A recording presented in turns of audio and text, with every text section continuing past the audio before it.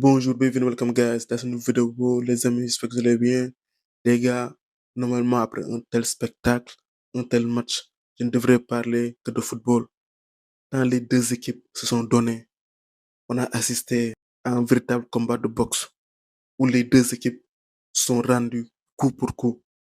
On a eu du spectacle avec deux philosophies de jeu différentes, avec un Bayern Munich qui impose son football, son rythme, et le Real qui a procédé. Par contre, les gars, au sortir de ce match, je me dis que j'avais vu juste avant cette rencontre, j'avais dit que si le Real jouait à son niveau, le Real allait passer. Mais je n'avais pas pris en compte le poids des décisions de l'arbitre. Dans cette rencontre, c'est le seul acteur, je dis bien le seul acteur, M. Vlako Vincic. Je ne sais même pas si je prononce bien son nom. Et sérieusement, je m'en tape. C'est le seul qui n'a pas été au niveau. Il a tué tout l'enjeu de ce match. Alors oui, je ne dis pas qu'à 11 contre 11, le Bayern Munich ne pourrait pas éliminer le Real. Loin de moi cette idée. Je dis juste qu'il pouvait gérer son match autrement. Et on a le droit d'être furieux. Encore une fois, à chaque fois je le dis, personne n'est intouchable.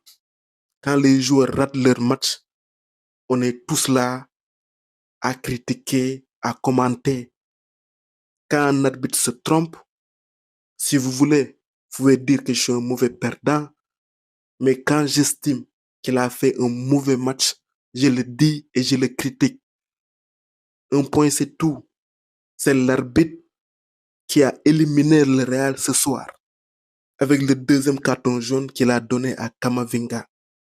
Je ne sais pas ce qui lui a traversé l'esprit pour tuer comme ça le Real. Je ne sais pas si c'était prémédité. Encore une fois, je ne fais pas des affirmations. Je pose des questions. J'ai comme l'impression que certains arbitres ne mesurent pas le poids de leurs décisions. Sur une décision, tu ruines la saison d'une équipe. J'aurais compris que si Kamavinga avait fait une faute vilaine ou autre, mais en aucun cas, cette faute mérite un deuxième carton jaune. En aucun cas, tout se déroulait bien avant cette décision. Le spectacle, comme je l'ai dit plus tôt, était au rendez-vous, avec un Real Madrid qui a ouvert le score très tôt par l'intermédiaire d'Arda Güler et le Bayern qui n'a pas eu le temps de douter longtemps. Ils ont tout de suite marqué par l'intermédiaire de Pavlovic. Et sur ce début de match, l'homme fort, c'était Arda Güler.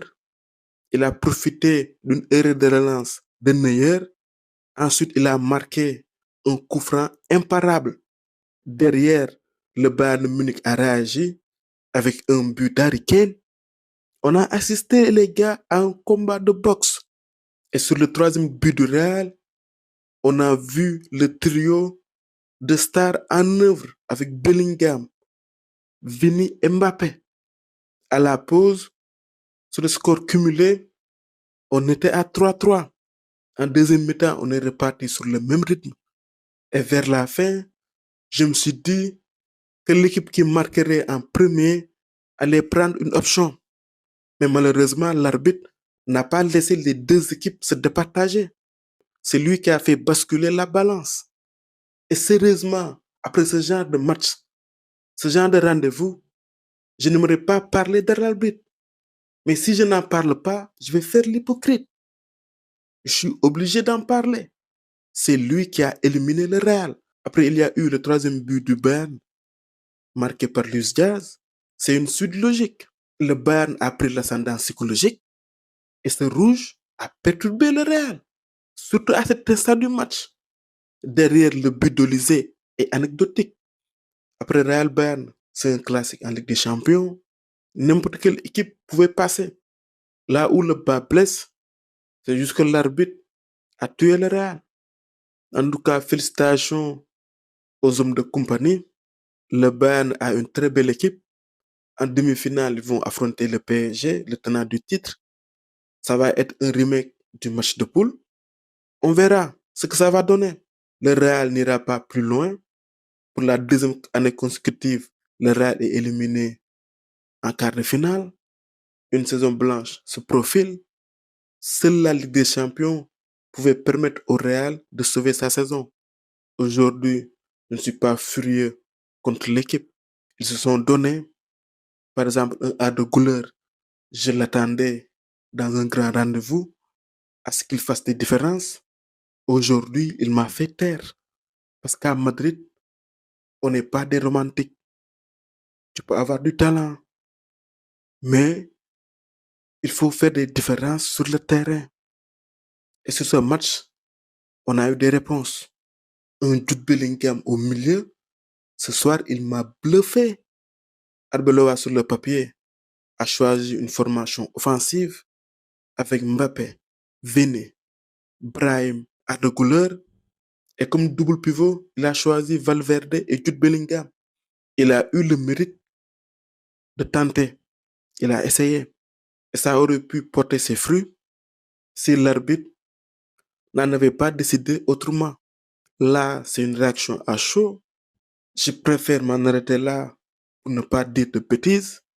Mais M. Vlako Vincic, ce nom, je ne vais pas l'oublier. Je l'ai en tête.